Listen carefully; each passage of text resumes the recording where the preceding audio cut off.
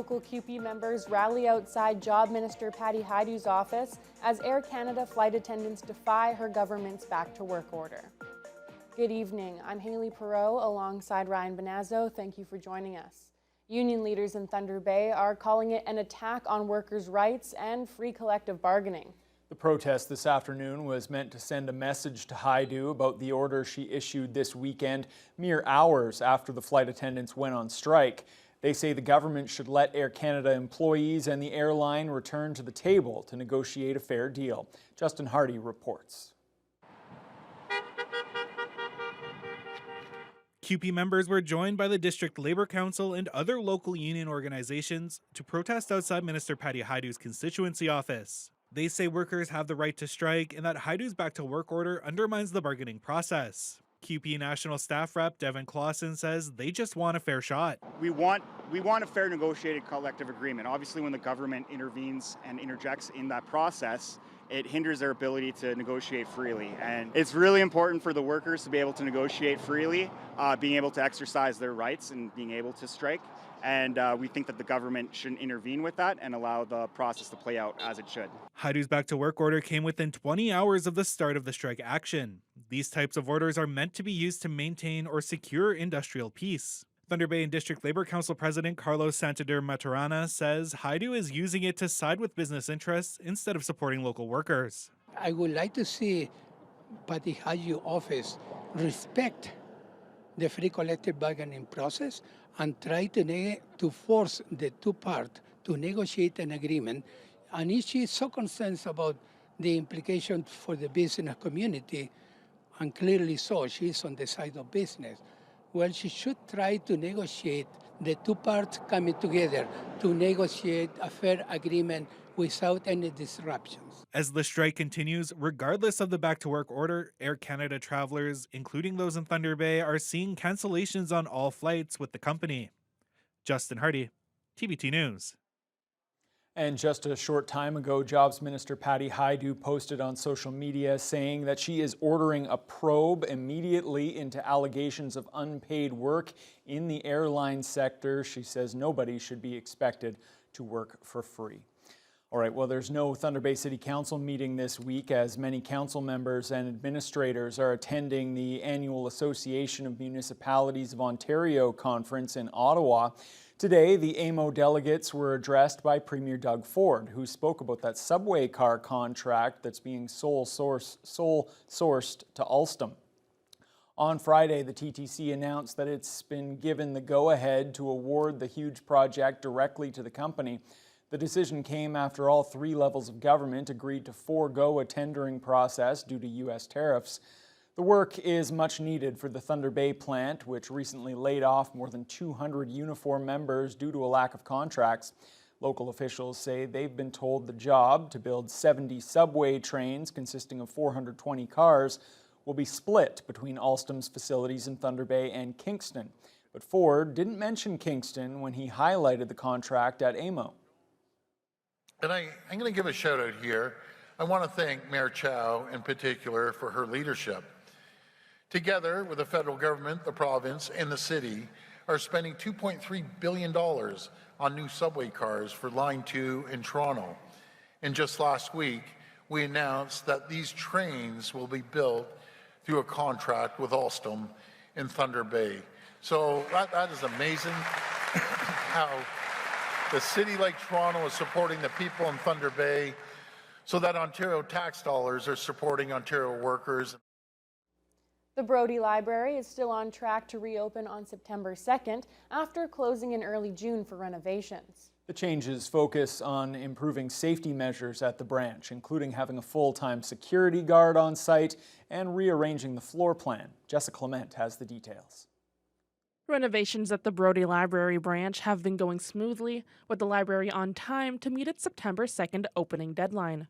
The building originally closed its doors on June 16th after escalating security incidents fast-tracked the renovation plans. Library CEO Richard Hogman says the changes keep a focus on making the library safe for all users, with new security upgrades including hiring 2 full-time staff members. The first is our community facilitator, who's a real expert in working with some more at-risk and marginalized populations. They have experience, working in the shelters and in the outreach community, so they're really fantastic in not only de-escalation and managing some of those more difficult situations, but personally knowing a lot of our repeat customers in that sense. Then we also have a full-time security guard, which we've never really had before. So this will be a big upgrade and improvement for us, where they'll be patrolling the outside of the building, the entranceways, as well as both floors. The building's floor plan has also been rearranged. Togman says the lower level will be dedicated to research and local history. We've got our specialist research technicians working, move them right up front so the public can interact with them, ask them questions, learn all about different aspects of the collection, the microfilm machines, the old newspaper catalogs, genealogy. While the main floor will have the Indigenous Knowledge Center, the children's area, and public computers. Togman's excited for the public to see the changes, adding that the library is vital to the South End community. We're the largest local history collection for all of Northwest Ontario. So we get used pretty heavily down here. Also people coming in for their genealogy, finding out about their own family histories. Thunder Bay's got that really rich, interesting history to it. And so for the local history collection to get that kind of upgrade will be really amazing for those who use it really intensively. On the flip side, we're really investing in making sure that Brodie Library is welcoming and safe for the whole community. Togman didn't specify what the price tag was, but did note the renovations were done in a cost-effective way. Jessica Clement, TBT News. A Great Lakes ship that experienced a fire in its engine room at the eastern portion of Lake Superior has arrived in Thunder Bay. The Radcliffe R. Latimer is owned by Algoma Central Corporation. It was carrying a load of petroleum coke from Superior, Wisconsin to Port Daniel, Quebec when the fire broke out last week near Sault Ste. Marie. None of the 21 crew members were injured and the blaze was extinguished with a CO2 system. After anchoring in Whitefish Bay for a few days, the ship reversed course and headed for Thunder Bay for assessment and repairs. It's currently tied up at the former iron ore dock on Maureen Street, which is now known as the Mid-Continent Terminal. Family members of 2 siblings who drowned in Dryden at the end of July are hoping their story brings awareness about the importance of teaching kids to swim. As CTV's Alex Carpa reports, the family is now lobbying to bring swimming back into the school system. They were really close. He loved his little sister. July 30th, 2025 was a day Stacey Grant will never forget. That phone call, I replay it in my head every day. I don't get it. It doesn't make any sense. It should never have happened. 15-year-old Caden Grant and his 12-year-old sister Jocelyn drowned in the Wabigoon River in Dryden, Ontario. Stepmother Heather Dodd says Jocelyn fell in first. When she submerged, her brother, who also did not have very strong swimming skills, went in after her to try to rescue her. And unfortunately, he succumbed to the water as well. Approximately 460 people fatally drown in Canada each year, this according to the Life Saving Society of Canada, and over 50 of those are children under the age of 14. To combat this, the family is launching a foundation called Water Wings. It's aimed at raising awareness about the importance of water safety for school-aged children. Grandfather Michael Williams is now petitioning Ontario Premier Doug Ford to bring swimming lessons back into the elementary school curriculum. The problem is that it's being offered only as an opt-in basis, whereas I think it should be the other way around. It should be opt-out.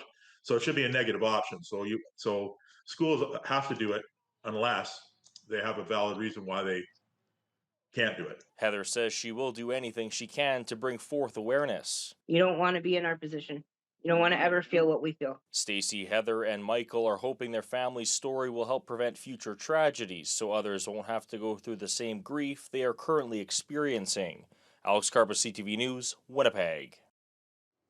Northstar Air held a grand opening for its brand new hangar and headquarters this past weekend, complete with a ribbon-cutting ceremony. The celebration included First Nation community officials and airline staff with a tour of the facility and aircraft. The massive facility on Derek Burney Drive was built for $10 million. The 37,000 square foot building was custom designed to expand services that northern communities often require, like walk-in freezers, an expanded passenger lounge, and on-hand maintenance. Webequie Chief Cornelius Wabas says it's nice to have an airline that can service his community in every way needed. And Airline President Jeff Stout says they're excited to show off their new hangar. We're extremely humbled to have some of our northern communities down here for the event, including some elders that bless the facility. Then later this evening, we're having just a big party to celebrate. Staff, customers, vendors, community partners. It's going to be an amazing day. Something that we wanted in our community to be part of, because it brings a lot of things to our community: groceries, passenger service, and also being able to have an airline that can be able to service our community whenever we want. Northstar Air was previously located in multiple buildings throughout the airport property, but with this new permanent location, the airline can now provide improved flight and cargo services. The Thunder Bay Field Naturalist Club has acquired 213 acres of land at Mink Bay on Lake Superior. Club leadership says the acquisition is especially important because it connects to another nearby property the club owns, creating a large stretch of protected shoreline. The land, located immediately south of Mink Mountain, is the 24th nature preserve owned by the club. The purchase was completed in May and was made possible through a partial donation from the previous owner, combined with funding from the federal and provincial governments and other donors. The land is rugged with no roads or trails and is best accessed by boat. Nature Reserves Chair Susan Bryan says during a recent trip to the property, visitors were able to see just how ecologically significant the property is. One of the things that we saw there, in fact all 4 groups saw, were peregrine falcons, and they are known to hang around that area. There's also some Arctic plants that grow there, and they are happy on that cliff and those talus slopes because of the cold microclimate along the edge of the lake. They are called disjuncts because the nearest ones of the same sort are way up in the Arctic, where the conditions are similar to the shore of Lake Superior. The club has been working towards this purchase for 3 years. The parking lot next to the regional hospital saw a lot of revving motors and high-speed action yesterday for the Thunder Bay Autocross fundraiser. The 11th annual event once again supported the Northern Cancer Fund.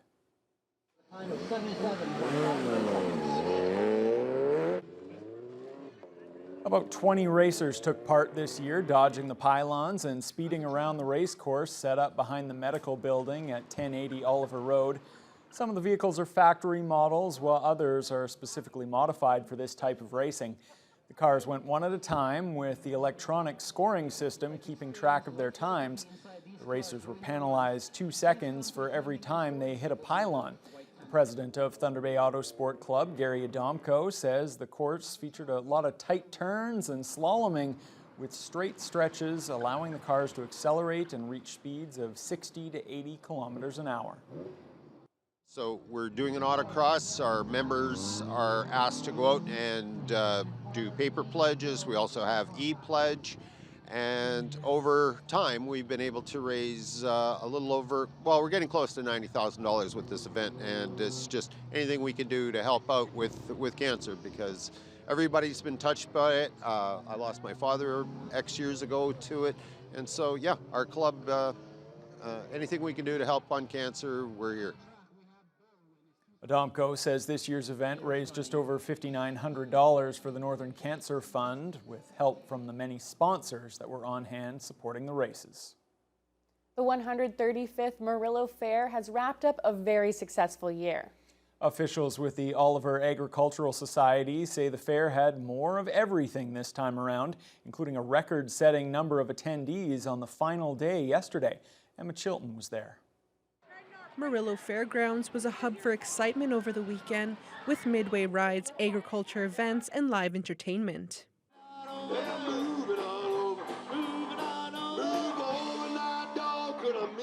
President of Oliver Agriculture Society, Lindsay Kozlowski, says Murillo Fair officials were thrilled with this year's turnout.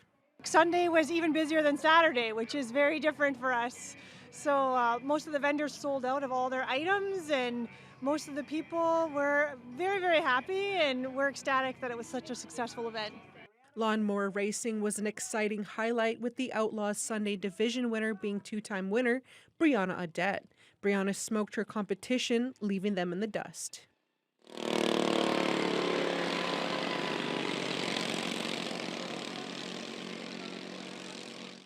It was obvious after speaking with the fairgoers which ride was the ultimate favorite amongst the youth. Probably the Sea Ray. Going up and down, it's super fun. I don't even know, it's just, I can't even explain it, it's too fun. It's the Sea Ray because it goes up and down and I get to hold my hands in the air. I like the Sea Ray and the little the reckless. My favorite one is, Reckless. Sorry. I love the park because I can have so much fun. So probably eating the food, and I don't know, I just came to hang out with my cousins. My favorite ride was a Sea Ray. It's nice and calm, like it's a good warm-up ride, and there's a lot of people, and I got to see some animals, and it's good for a local fair like this to have this much people. Kozlowski says it was nice to see the community support the fair and Murillo's agriculture. It was just really great to see the community come out for us and for the patrons to show up for us, and everybody is always so supportive of the Murillo Fair, and we really appreciate it. Emma Chilton, TBT News. Looked like a ton of fun over the weekend. So much to enjoy there. But as it's now Monday, Fiona, the weather's shifted to kind of match how most people feel on Mondays. Kind of hungover from all that excitement and energy, and Monday it's kind of like, whew. So that's where we were at today. A lot of cloud in the region. In Thunder Bay, we had a couple of very brief periods of drizzle in different parts of the city, pretty localized, I think. But moreover, it was cloudy. We had a low of 7, a high of 18, and if you weren't happy with that, just remember, this helps you appreciate the heat and the heat waves when they come. Across the region, temperature is kind of a mixed bag. Fort Frances, currently at 20 Celsius, albeit under overcast skies. Then it drops significantly into the mid-teens, 15, 16, 17, up into Red Lake. They've had rain or drizzle pretty much consistently throughout the day. Into Armstrong, they've also had rain for much of the day, but just head a little bit further east into the Greenstone region, and it becomes more of a haze condition throughout. Along the eastern shores into Sault Ste. Marie, they're currently at 18 Celsius, mostly cloudy. And of course, with these conditions, no humidex to speak of, which is, again, kind of nice as a bit of a break from all of the heat. Now tonight, it's going to be much milder than last night, and temperatures aren't really going to fall very far. We're only going to drop down to a low 14. There is a 40% chance of showers or drizzle with winds tapering off quite a bit. Still from the southeast like today, but we'll be down to about 5 kilometers per hour overnight. Now, as we look at the rest of the week ahead, or at least the next few days, temperatures aren't going to be back on the rise. If you found today a little bit too cool for your liking, well, good news. We're going to see temperatures back into the 20s. May take a couple days to get back to seasonal values, but they are going to head that way.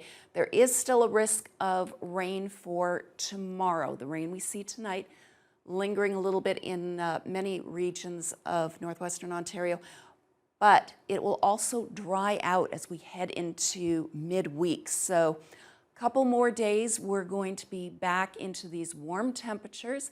And even though there is a good chance of rain tomorrow, temperatures are rising and the humidex is going to kick back in. So I don't want to hear any complaints because today was kind of a cool one.